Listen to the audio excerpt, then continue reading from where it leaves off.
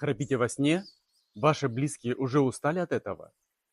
Вот два простых упражнения, которые помогут избавиться от храпа.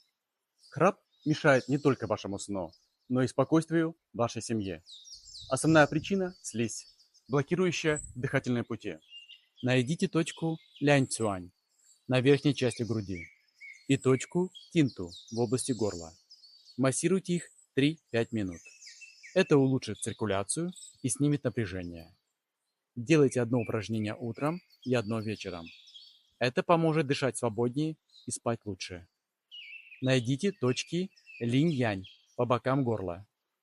Чувствуете пульсацию артерии? Массируйте эти точки мягко в течение 3-5 минут, чтобы освободить дыхательные пути. Пробуйте и делитесь результатами в комментариях. Хотите еще больше полезных упражнений? Смотрите курсы по здоровью на сайте, ссылка в шапке профиля. Будьте здоровы, делитесь с друзьями, присоединяйтесь к бесплатным урокам по китайской гимнастике в Telegram.